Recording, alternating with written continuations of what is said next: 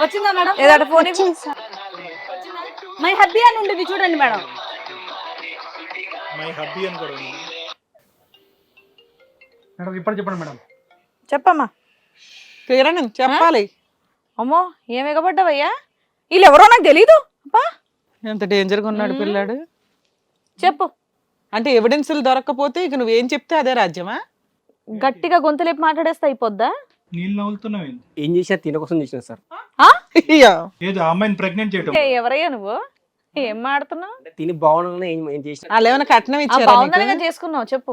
ఏం లేదు మేడం. తిను వాళ్ళ అమ్మ ఎట్లాంటి కష్టం పడకుండా నా దగ్గరకు వచ్చింది. తినని హ్యాపీగా చూసుకుందామని డబ్బు కష్టపడితే ఎటు నుంచి సంపాదించి డబ్బు రావట్లేదు మేడం. అందుకే తెలుగు మ్యాట్రిమోనీ యాప్లో అట్లా నేను ఇట్లా జాబ్స్ సాఫ్ట్వేర్ జాబ్ అమ్మేసుకున్నావా? చేస్తున్నాను. ఏం బాబు ఏంది వాళ్ళు పెళ్లి చేసుకున్నావు, ఏం వచ్చింది మరి నీకు అక్కడ? అక్కడ 3 lakhs తీసుకున్నాం మేడం. డౌరీ ఇచ్చారా? 3 lakhs కోసం కక్కుర్తిపడి ఓ పిల్ల జీవితం నాశనం చేసేసావా? చేయలేదు మేడం. తను కూడా నన్ను తన ఈమెకన్నా తనే ఇప్పుడు నాకు ఇష్టం అండి. ఆ? ఈవిడ కోసం పెళ్లి చేసుకున్నావు, ఇప్పుడు ఆవిడ ఇష్టం ఈవిడ వదిలేస్తావా? కాదు కదా, మ్యాట్రిమోనీ అనేటటువంటిది అర్థమైంది. కానీ దానికి ముందే మీ ఇద్దరి మధ్యన కమ్యూనికేషన్ మెసేజెస్ ఉన్నాయి కదా. సో ముందే ఆ అమ్మాయితో కమ్యూనికేట్ చేసి తర్వాత మ్యాట్రిమోనీలో పెట్టి వాళ్ళ బ్రదర్ ని అట్రాక్ట్ చేసావా? లేదు సార్. సార్ మ్యాట్రిమోనియల్ నుంచే Matrimonial. ప్రొసీడింగ్స్. అది సంబంధం ద్వారానే పెళ్లి. అవునా, సంబంధం ద్వారా? తను పెళ్లి చేసుకున్నాక కొంచెం దీనికి డిస్టర్బ్. ఆమె బాగుండాలని ఏమేం చేసుకుంటాడు, ఇప్పుడు ఈమె బాగుండాలని ఇంకో మంది చేసుకుంటాడు. అంతే కదా, చీటరు కాదు సార్. మనం ఇప్పుడు ఇది ప్రూవ్ చేయడానికి ఎంత కష్టపడాల్సి వచ్చింది. సొంత భార్యనే నానాంగం అన్నాడు, మ్యాట్రిమోనియల్ చూసి పెళ్లి చేసిన మిమ్మల్ని ఫోటోలు మార్పింగ్ అనేసాడు. ఆ పిల్ల ఎవరో తెలియదు అన్నాడు, ఇప్పుడు అమ్మాయి అంటే ఇష్టం అండి అంటున్నాడు. తెలియదని చెప్పావు కదా. ఒకసారి మేము మాటలు వినడం మేడం. ఏం మాట్లాడడానికి రాదు మీకు. ఏమా చెప్పమ్మా జ్యోతి. నాకు ఆయననే కావాలి మేడం. నీకు ఆయనే కావాలి, మరి పెళ్లి చేసుకున్నావు, పెళ్లి భర్త అయిపోయింది కదా మేడం. ఇప్పుడు నాకు ఇంకా ఎవరు లేరు కదా మేడం. ఆయననే కావాలి నాకు. మరి అక్కడ ఇంకో భార్య ఉంది కదమ్మా, ఒక అమ్మాయిని లవ్ చేసుకున్నాడు. నాకు కూడా ఆమెనే కావాలి మేడం. ఎంత వయసు ఉంటుంది జగదీష్ ఆవిడ మీ సిస్టర్ కి? ఇప్పుడు 21 ఉంటుంది. అంతే, పిల్ల పెద్దగానే ఉంది కానీ వయసు సన్నగా అనిపిస్తుంది. బయటి ప్రపంచం ఏం తెలియదు సార్. ఎందుకంటే ఆమెకు నేను నాకు ఆమె. అంత అమాయకంగా ఎందుకు పెంచావయ్యా? ఎంత జాగ్రత్తగా ఇవ్వాలి. ఒక బయట ఎట్లాంటి రాబందులు ఉన్నారో కనిపిస్తుందా? లేదు నేను కూడా జాగ్రత్త చూసుకుంటున్నా మేడం. జాగ్రత్త ఏంటో చూసాము. నిన్ను నమ్ముకుని ఒక పిల్లని నీకు ఇచ్చి పెళ్లి చేసి 3 లక్షలు ఇస్తే రొమ్ముడు మార్చండి ఇప్పుడే. అసలు తల తోక లేకుండా మాట్లాడుతుంది. తప్పాడదే అన్న విషయం అర్థమవుతుంది కానీ ఇప్పుడు ఇక్కడ ఏంటి?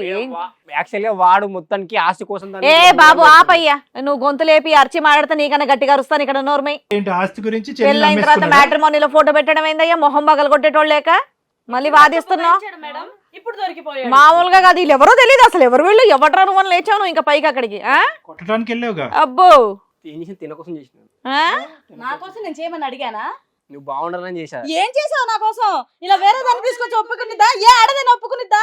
అరే నీకు బంగారం కావాలి, అవి కావాలి, ఫ్రిడ్జ్లు కావాలి, అన్ని కావాలి. పిల్ల ఆడపిల్ల పుట్టింది. నేను ఏమంతగా అడిగాను? కొను, ఫ్యూచర్ బాగుంటుంది అడిగాను. నేను అంతకు మించి ఏదైనా అన్నానా నిన్ను? లేకపోతే నిన్ను బయటికి వెళ్ళిపో అన్నానా? అన్ని కావాలి, డబ్బులు కావాలి. ఏం దొరికింది నీకు అక్కడ? ఏమయ్యా ఎందుకు చేసుకున్నావు? పెళ్ళం బాగుండాలని చెప్పి ఇంకో పెళ్లి చేసుకున్న మగాడిని నిన్నే చూస్తున్నానయ్యా. దరిద్రంగా ఉంది నీ ఆన్సర్.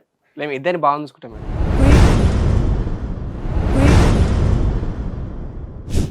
మేడం చూసుకోండి మేడం, హే చూసుకోండి మేడం. ఎందుకంటే మీకేం కావాలి?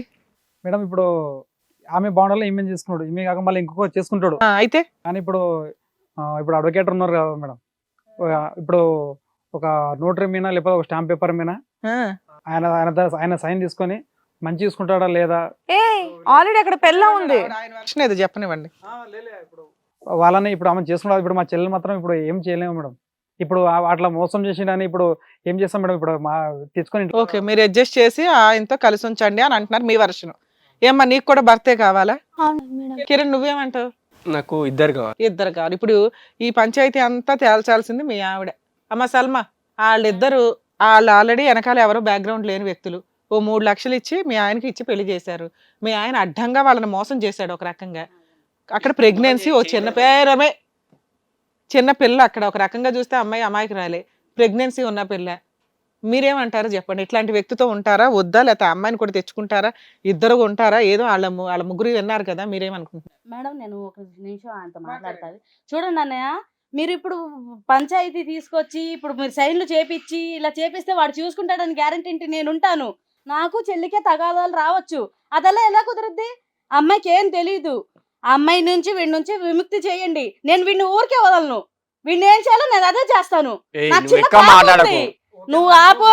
చిన్న పాప ఉందమ్మా అన్నయ్య నా దగ్గర. పాప ఉంది, ఈమె ఇప్పుడు 3 నెలలు అన్నయ్య, pregnant ఆమె. చెల్లిని ఏదైనా చేసి వేరే వాళ్ళకి ఇచ్చి పెళ్లి చేయొచ్చు, కానీ నా పరిస్థితి అలా కాదు. ఇంట్లో నాది inter caste marriage, inter religion marriage నాది.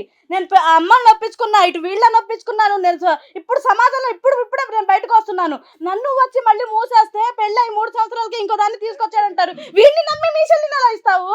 ఏం తల్లి, వీడితో నీకు చావాలని ఉందా బతకాలని ఉందా? నువ్వు చావు, పోతావా? నువ్వు చావు, తనది ఉంటది. ఎందుకుంటది? నీలాంటి సైకో కడితే ఎవరు ఉండరు. నాకు తెలియకుండా వెళ్ళి చేసుకున్నాను, నీకు తెలియకుండా వేరే వాడిని ఉంచుకోవా? మేడం చెప్పండి మేడం. ఆ అమ్మాయి అడిగింది కరెక్టే. ఏదైనా ఇక్కడ ఏదన్నా జడ్జిమెంట్ కానీ ఏదన్నా ఒక నిర్ణయం తీసుకోవాల్సినటువంటి ప్రధానమైనటువంటి బాధితురాలు ఆ అమ్మాయి. నువ్వు గుడ్డిగా మీ చెల్లినిచ్చి చేసావు. ఆ అమాయకురాలు ఏది దిక్కులేక అక్కడే ఉంటానని చెప్పి తొందరపాటుతో ఆ ప్రెగ్నెంట్ అయిపోయింది. ఈ అమ్మాయి ఏమొచ్చి ఇప్పుడు ఈ అమ్మాయి 1 and only ఆడు గేమ్ ఆడాడు మొత్తం అంతా గేమ్ ఆడాడు. డబ్బులు పడేస్తే కనుక వస్తాడు కదా అని చెప్పి నువ్వు బ్లైండ్గా వెనక ముందు చూడకుండా ₹1,00,000 జీతం అని చెప్పి చెల్లి కోయించాను వెళ్ళి. అంటే దాని గురించి ఆలోచించలేదు సార్ నేను. ఏమంటే ఇప్పుడు ఆయన ఎవరు లేదా అని చెప్పిండు. మేము కూడా ఆ బాధ మాకు తెలుసు. వద్దులే, మీరు అట్లీస్ట్ ఎటువంటి జడ్జిమెంట్ తీసుకోవాలి, ఏది కరెక్ట్ ఏది రాంగ్ అన్న ఇది కూడా మీకు తెలియదు. ఏం చేయాలి ఇప్పుడు సార్ మేడం చెప్తారో అది వినండి. అది విని అట్లీస్ట్ అన్న బాగుండండి సార్. కళ్యాణ్ సార్ మేడం ఇక్కడ సల్మా చాలా కరెక్ట్గా మాట్లాడేవమ్మా. అంటే ఇక్కడ ఏంటంటే చూడు, 3 years లవ్లో 3 సంవత్సరాల పాటు జరిగినటువంటి ప్రేమ అనేటటువంటి ప్రయాణంలో ఈ వ్యక్తి గురించి 0.5% కూడా నువ్వు ఎస్టిమేట్ చేయలేకపోయి. ఇక్కడ పెద్ద ఫ్లాప్ షో అదే. 3 years జర్నీలో ఏమంటే 2 years బాగానే ఉన్నాడు, లాస్ట్ 1 year బట్ అంటే ప్రేమలో కనిపించినటువంటి రంగులన్నీ కూడా పెళ్ళయిన తర్వాత కనిపిస్తాయి. ఆ ప్రేమించేటప్పుడు ఉండేటటువంటి మత్తు ఏంటంటే కనుక ప్రేమను జయించాలి, ప్రేమను గెలవాలి, ఏదో విధంగా ఇతన్ని సాధించుకోవాలి, తల్లిదండ్రులకు అటు ఇటు చెప్పకూడదు, తల్లిదండ్రులు ఏం చెప్పినా కూడా చెవులో దూదులు పెట్టుకుని కూర్చోవాలి.